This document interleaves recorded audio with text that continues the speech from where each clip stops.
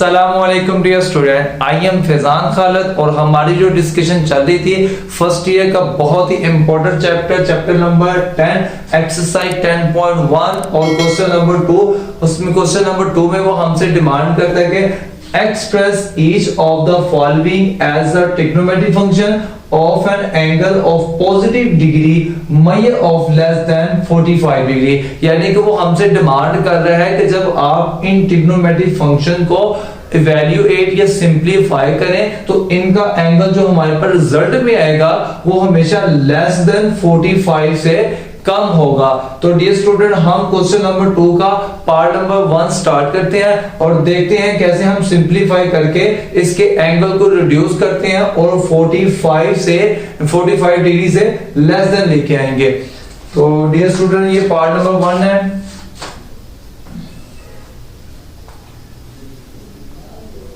Sign 196 degree solution sine. तो dear students, ये मेरे पास है 196, तो मैं इसे सिंपलीफाई करके इस तरह लिख सकता हूं 180 degree plus 16 degree.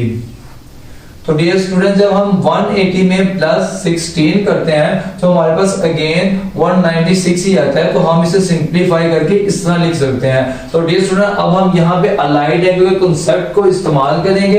Allied angle में 3 काम होते हैं, यानी कि फंक्शन चेंज होगा या नहीं होगा। सेकंड नंबर पे हमने इसका एंगल लगाना होता है, थर्ड नंबर पे हमने इसका क्वाड्रेंट बताना होता है। तो आप देखिए डियर स्टूडेंट, देखिए कि साइन के सामने हमारे पास कौन सा एंगल आ रहा है 180, और 180 वो कंडीशन है जहां पे फंक्शन चेंज नहीं होता, when function is not change, यानी कि 180 पे फंक्शन हमारे पास चेंज नहीं होता। तो ये साइन वैसे का वैसे ही आ गया। और सेकंड नंबर पे हमारा काम था एंगल लगाना। तो डियर स्टूडेंट, मैंने बताया था कि इस साइन के बाद हमारे पास जो भी वैल्यू आ जाए वो हमारा एज ए एंगल होता है। तो ये हमारे पास क्या एंगल आ गया। और उसके बाद थर्ड काम था हमारा क्वाड्रेंट बताना। क्वाड्रेंट यानी कि ये पूरी वैल्यू कहां पे लाई कर रही है, यानी कि देखिए 180 प्लस 180 में प्लस हो रहा है। तो ये देखिए पाई का मतलब क्या होता है 180, ये यहाँ पे मैंने बताया हुआ है। ठीक हो गया। पाई का मतलब है 180। अब 180 में देखिए अलामत कौन सी प्लस की, प्लस होने की वजह से 180 यानी कि इस लाइन के ऊपर लाई कर रहा है। जब इसमें कुछ प्लस हुआ तो प्लस होने की वजह से वो इंक्रीज हुआ, और इस इंक्रीज होने की वजह से ये हमारे पास कौन सा क्वाड्रेंट बन गया थर्ड। और थर्ड क्वाड्रेंट में हमारे पास साइन क्या होता है नेगेटिव होता है। तो डियर स्टूडेंट, जब हमने से तो अलाइड एंगल के कांसेप्ट को इस्तेमाल करते हैं हमने सिंपलीफाई किया। तो ये देखें हमारे पास जो एंगल है 16 है, यानी कि उसने डिमांड की थी कि लेस देन 45 डिग्री। तो ये देखिए हमारे पास 45 से लेस देन है। तो ये हमारा रिक्वायर्ड आंसर।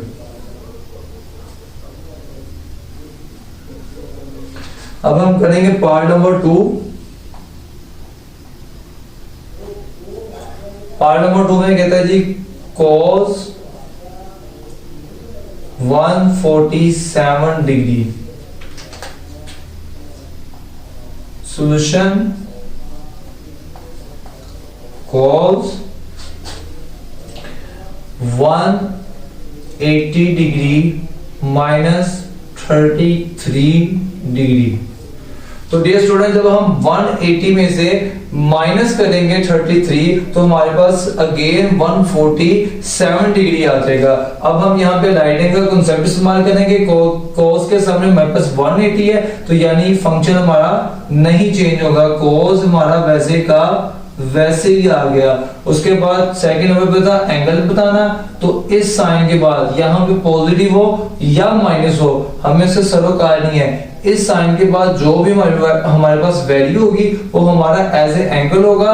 तो हमने यहाँ पे एंगल लगा दिया 33 डिग्री। और हम इसका बताएंगे क्वाड्रेंट।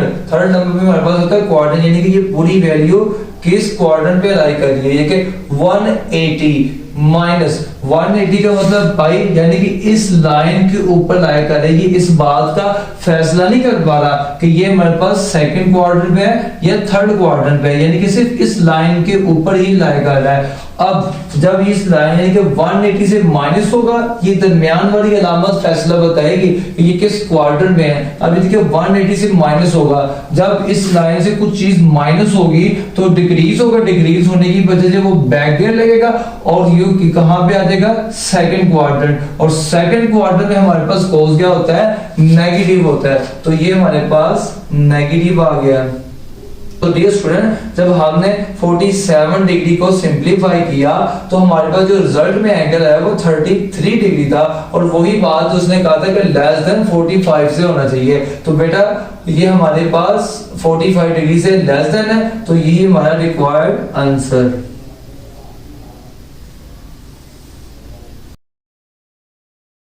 डियर स्टूडेंट, अब हम पार्ट नंबर स्टार्ट करेंगे 3।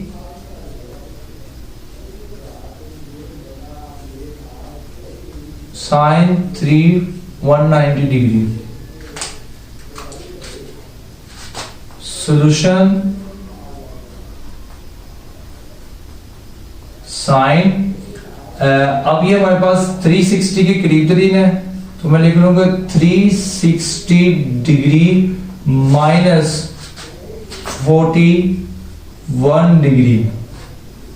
तो डियर स्टूडेंट, जब हम 360 से माइनस 41 डिग्री करेंगे तो अगेन हमारे पास 390 आ जाएगा। अब हम अलाइड एंगल के कॉन्सेप्ट को इस्तेमाल करेंगे, साइन के सामने 360 है तो 360 पे हमारे पास फंक्शन चेंज नहीं होता। ये देखें 360 पे फंक्शन इज नॉट चेंज, यानी कि वो चेंज नहीं होगा, तो साइन हमारे पास वैसे का वैसे ही आ गया। और उसके बाद सेकंड नंबर पे हमारा काम था एंगल बताना, तो इस साइन के बाद जो भी हमारी वैल्यू होगी वो हमारा एज ए एंगल होता है, तो एंगल हमारे पास आ गया 41 डिग्री। और थर्ड नंबर पे हमारा काम था उसका क्वाड्रेंट बताना, यानी कि 360 से माइनस होगा। 360 का मतलब 2 पाई का मतलब होता है 360, यहाँ पे मैंने एक्सप्लेन किया हुआ 2 पाई मतलब 360, तो 2 पाई यानी कि 360 इस लाइन के ऊपर लाई कर रहा है। तो इस लाइन से जब कुछ माइनस होगा तो डिक्रीज होगा, डिक्रीज होने की वजह से रिवर्स गेयर लगा और ये हमारा 2 पाई माइनस थीटा। तो ये कौन सा क्वाड्रेंट करता है, फोर्थ, और फोर्थ क्वाड्रेंट में हमारे पास साइन क्या होता है, नेगेटिव होता है। तो डियर स्टूडेंट्स, अब आप देखिए हमारे पास जो रिजल्ट में एंगल आया है वो हमारे पास 45 से कम है, तो यही हमारा रिक्वायर्ड आंसर। अब हम पार्ट नंबर्स का स्टार्ट करेंगे 4।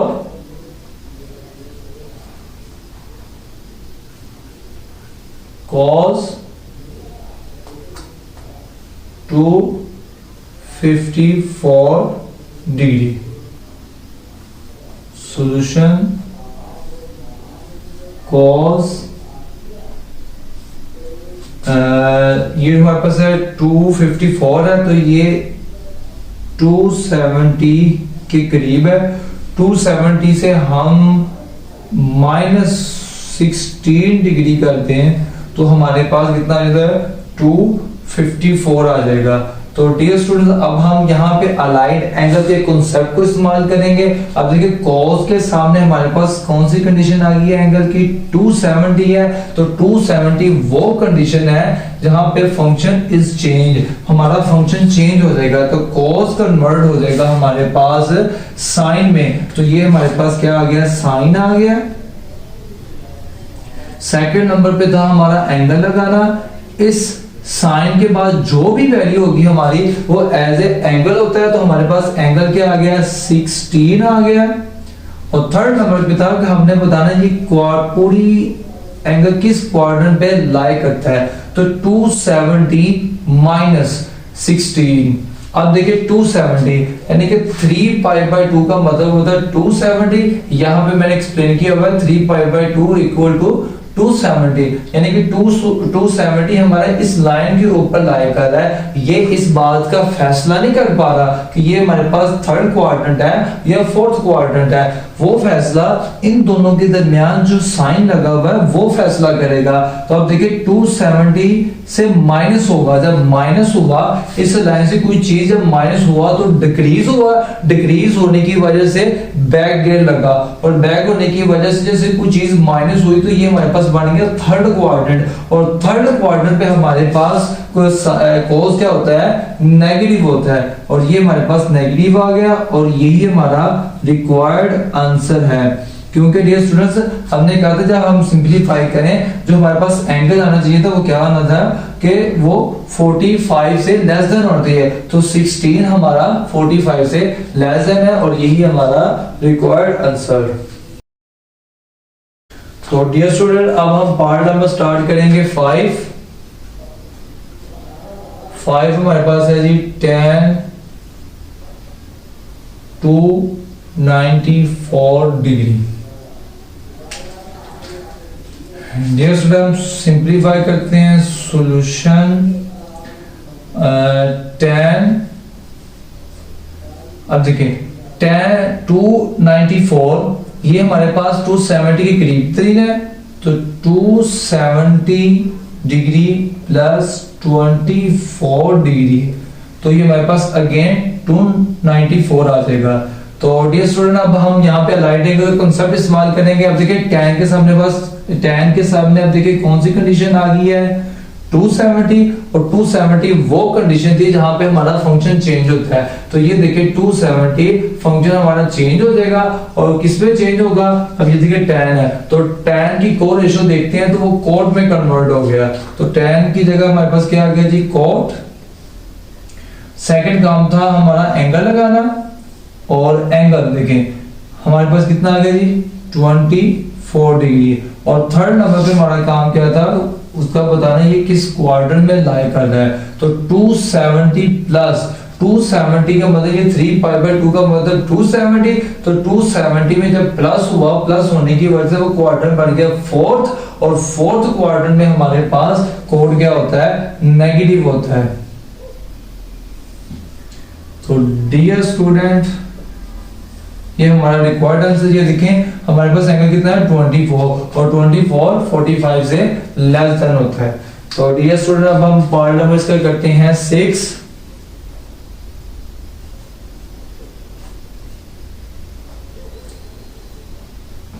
cos 728 degree. तो डियर स्टूडेंट अब हमें सिंपलीफाई करते हैं सॉल्यूशन। तो डियर स्टूडेंट देखिए अब हमारे पास यहाँ पे एंगल है ना वो 360 से बहुत बड़ा है, तो अब हम देखते हैं इसे सिंपलीफाई करते हैं। cos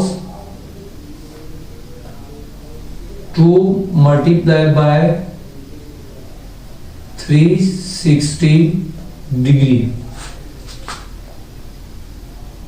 डियर स्टूडेंट जब हम 360 डिग्री को 2 से मल्टीप्लाई करेंगे तो ये हमारे पास आ जाएगा 720 आया है, तो ये हमारे पास कितने हैं 728। अब कितना उसमें ऐड करने के लिए हमारे पास एंगल बन जाए, तो देखिए जब 360 को आपने 2 से मल्टीप्लाई किया तो ये हमारे पास आ गया 720, और 720 में +8 करें तो हमारे पास अगेन ये वैल्यू आ जाएगी 728। हाँ हमने इसे सिंपलीफाई कर लिया।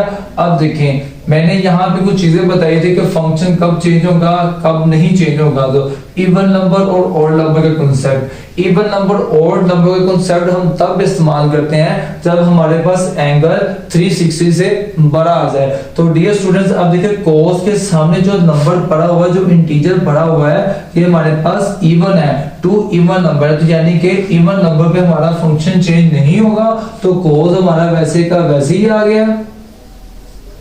और डियर स्टूडेंट मैंने इसके बाद सेकंड नंबर पे था एंगल लगाना, तो मैंने बार बार आपको पिछले जितने भी क्वेश्चन बताए हैं उसमें ये बात क्लियर कर दी कि इस साइन के बाद जो भी वैल्यू हमारी आएगी वो एज ए हमारा एंगल होगा।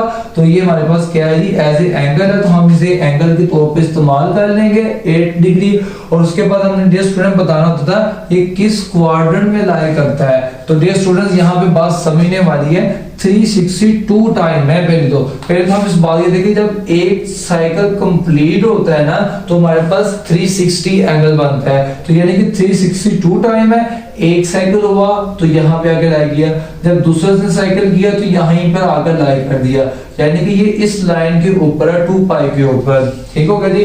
अब इस बात का भी फैसला नहीं कर पा रहा कि ये फर्स्ट क्वाड्रेंट है या फोर्थ क्वाड्रेंट है, क्योंकि ये सिर्फ अभी 2 पाई की लाइन के ऊपर ही है। अब इन दोनों के दरमियान में अलामत देखिए कौन सी लगी हुई है, प्लस की। प्लस इस लाइन में जब कोई चीज प्लस होगी तो इंक्रीज होएगा, तो इंक्रीज होने की वजह से कि किस क्वाड्रेंट पे चला गया, फर्स्ट क्वाड्रेंट में। और फर्स्ट क्वाड्रेंट में के तमाम ट्रिग्नोमेट्रिक फंक्शन क्या होते हैं, पॉजिटिव होते हैं, और ये पॉजिटिव ही रहेगा। तो डियर स्टूडेंट अब आप देखिए ये जो हमारे पास इसे इवैल्यूएट किया है उसके बाद जो हमारे पास एंगल रह गया वो कितना है, 8 है, और वो 45 डिग्री से लेस देन है, और यही हमारा रिक्वायर्ड आंसर है। तो डियर स्टूडेंट आई होप आपको ये क्वेश्चन अच्छे से अंडरस्टैंड हो चुके होंगे अलाइड एंगल के कॉन्सेप्ट को इस्तेमाल करते हुए। तो डियर स्टूडेंट मैंने यहाँ पर 6 क्वेश्चन को अटेम्प्ट किया है, बकाया मैंने 3 पार्ट रहेंगे वो मैं एज ए असाइनमेंट के तौर पर आपके लिए छोड़ रहा हूँ। आपने अलाइड एंगल के कॉन्सेप्ट को इस्तेमाल करते हुए उसे सिंप्लीफाई करिएगा। अगर फिर भी आपको कोई मसला पेश आए तो आप कमेंट कर हमें बता सकते हैं, तो मैं इंशाल्लाह नेक्स्ट वीडियो उन 3 पार्ट पर भी रिकॉर्ड करवा दूंगा। तो डियर स्टूडेंट्स इंशाल्लाह नेक्स्ट वीडियो में हम मिलेंगे इसके नेक्स्ट क्वेश्चन के साथ। तो अपनी दुआओं में याद रखिएगा। अल्लाह हाफिज।